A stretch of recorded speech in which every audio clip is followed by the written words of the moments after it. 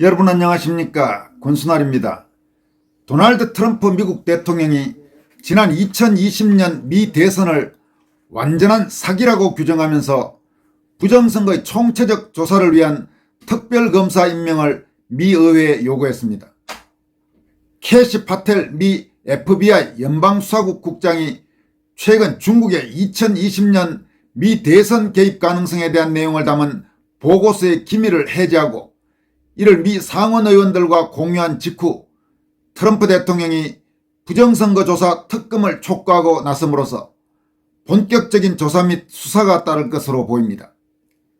또 그동안 상당수 미국 주류 언론 및 대부분의 한국 제도권 언론과 일부 얼치기 정치인 및 지식인들이 소위 음모론으로 치부하면서 조롱하던 2020년 미 대선의 부정선거가 사실로 드러날 가능성이 높아짐에 따라 2020년 4.15 총선 이후 이번 6.3 대선까지 한국 선거의 공정성 및 중립성에 대한 진상규명 및 수사 목소리에도 한층 힘이 실릴 것으로 보입니다.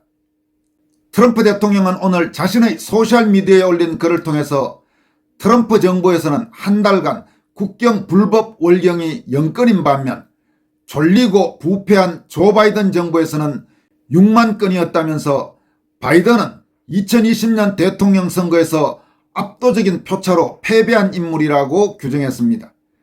지난 2020년 대선에서 공식적으로는 바이든이 대통령에 당선되고 트럼프 자신이 패배한 것으로 발표됐는데 그 선거는 부정선거였고 실제로는 트럼프 자신이 압도적인 표차로 이긴 선거였는데 부정선거 때문에 바이든이 대통령에 당선됐다는 것입니다. 트럼프는 또 바이든은 극도로 무능했고 2020년 선거는 완전한 사기, 영어로는 프로드였다면서 그 증거는 방대하고 압도적이다. 특별검사를 반드시 임명해야 한다고 강조했습니다. 그러면서 이런 일이 다시는 미국에서 벌어지게 두어서는 안 된다. 지금 즉시 조사에 착수하라고 촉구했습니다. 트럼프는 이 부패한 자, 즉 바이든과 그의 부패한 졸개들이 지난 4년 동안 우리나라 즉 미국에 저지른 일은 말로 형언할 수 없을 만큼 끔찍하다면서 미국을 다시 위대하게 만들자 Make America Great Again이라고 강조했습니다. 이에 앞서 캐시 파텔 미 FBI 국장은 최근 중국의 2020년 대선 개입 가능성에 대한 내용을 담은 보고서의 기밀을 해제하고 이를 미 상원 의원들과 공유했습니다. 이는 미 상원 법사위원장인 공화당 소속 척 그레슬리 의원의 요청에 의해 이루어진 것으로 상원은 즉시 해당 내용에 대한 조사를 시작했습니다.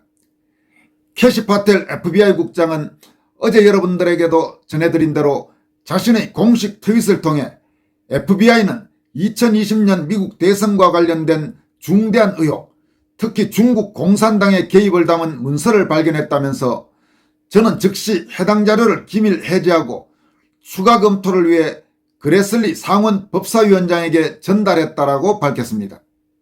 이번에 기밀이 해제된 문서는 지난 2020년 9월 미국 뉴욕 올버니 FBI 사무소에서 작성된 기밀 정보 보고서입니다.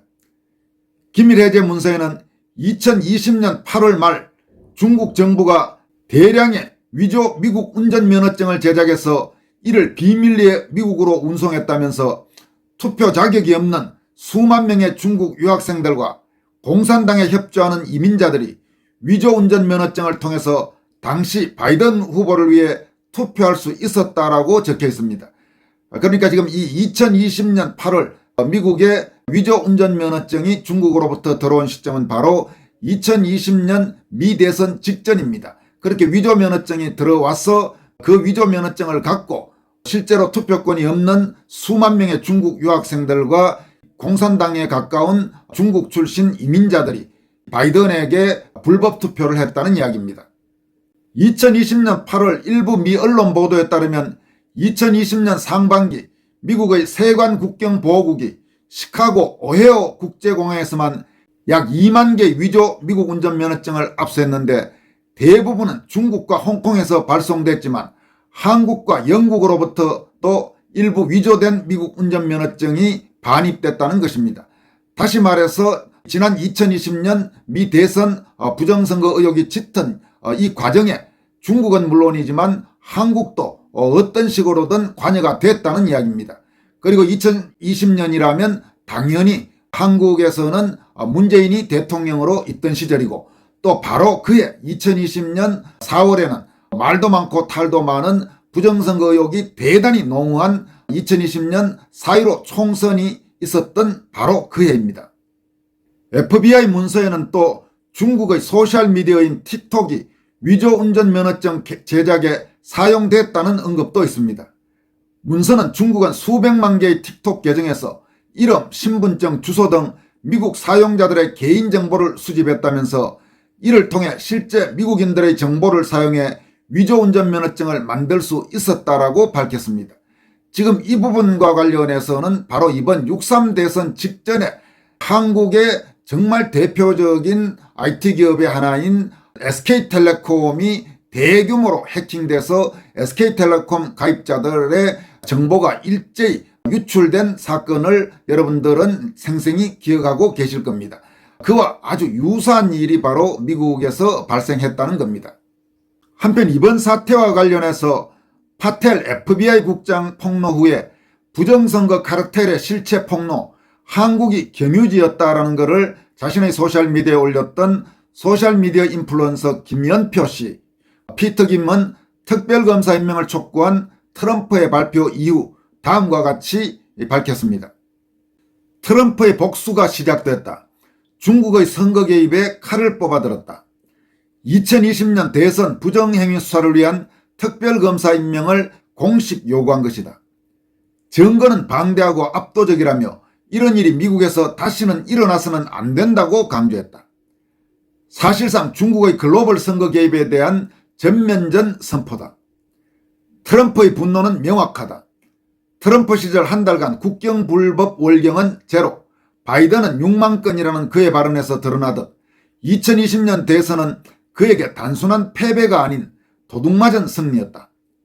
하지만 더 심각한 문제는 이 도둑질에 중국이 개입했다는 것이다. 미국 국가정보국장실이 공개한 기밀 해제 보고서에 따르면 중국 공산당이 2022년 미국 중간선거에 다양한 수법을 동원해 개입했음이 명백히 밝혀졌다. 캐나다에서는 2019년과 2021년 총선에서 중국 정부가 자유당 승리를 돕고 친중 후보 당선을 위해 은밀하고 기만적으로 공작활동을 벌였다는 CSIS 기밀문서가 해제됐다.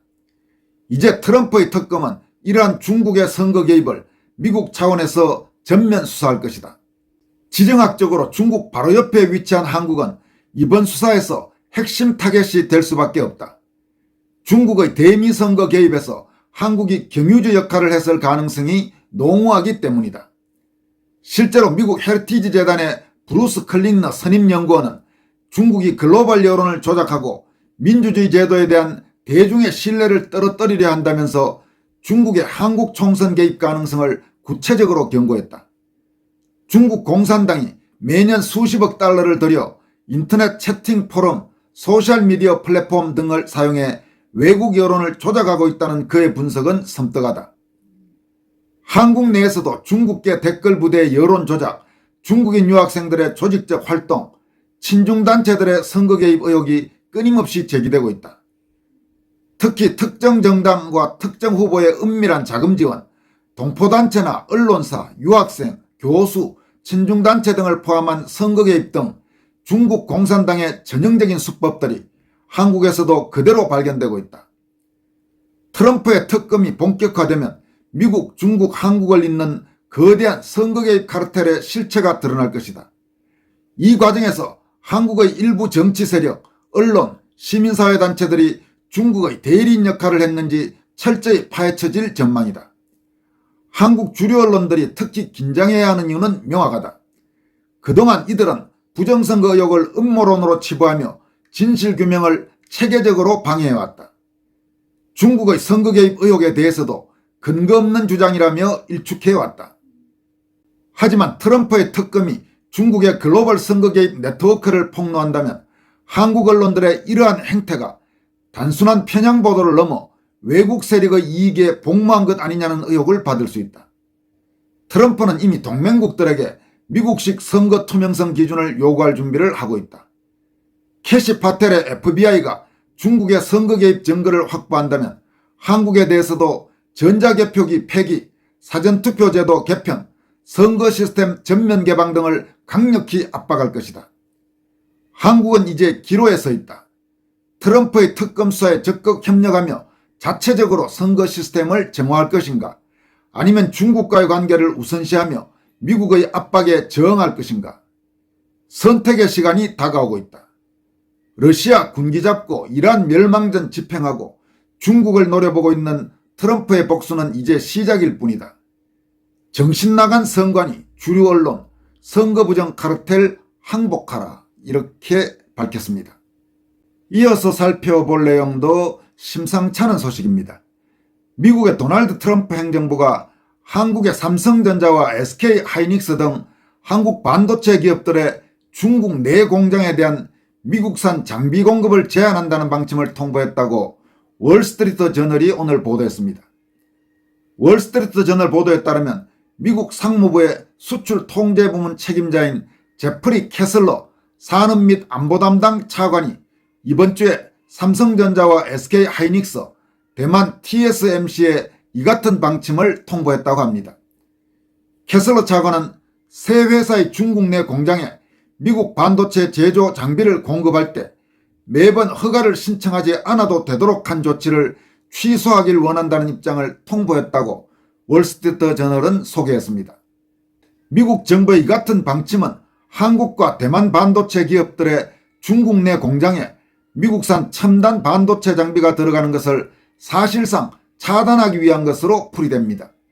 기업들로서는 그런 장비가 들어오지 않으면 당연히 생산에 심각한 차질을 빚을 수밖에 없습니다.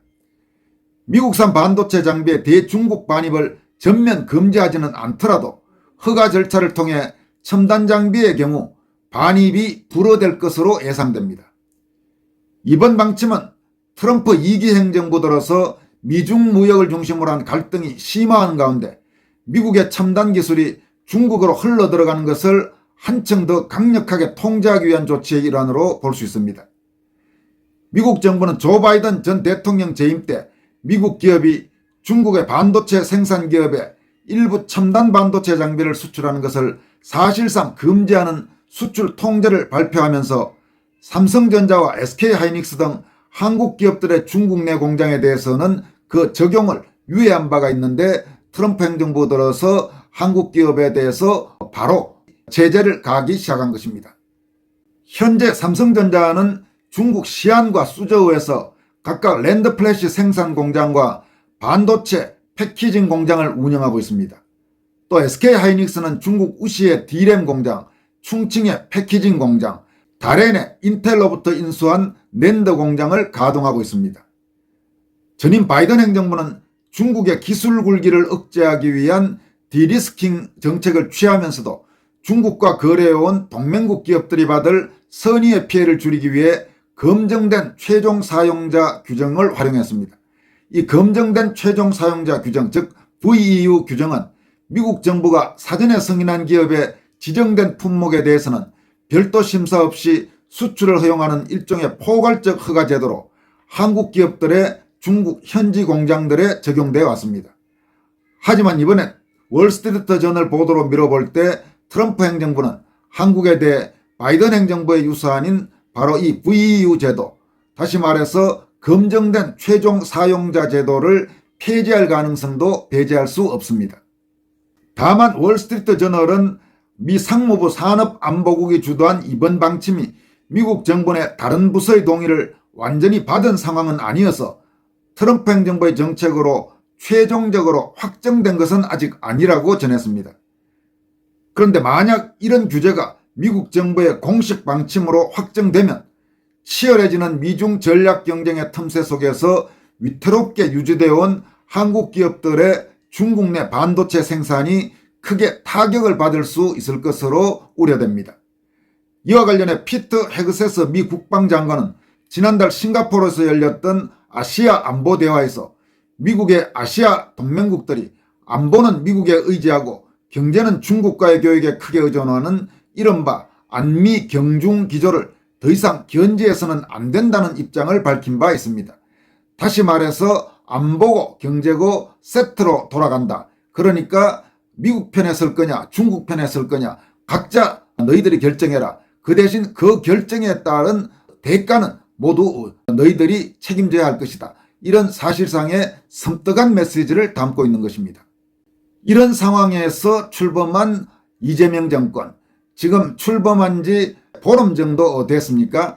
그런데 곳곳에서 지금 나라가 무너져가는 소리가 들립니다. 안에서도 들리고 밖에서도 들립니다. 도대체 이 나라가 이재명 정권 동안 얼마나 망가질지 정말로 걱정되는 상황이 아닐 수 없습니다.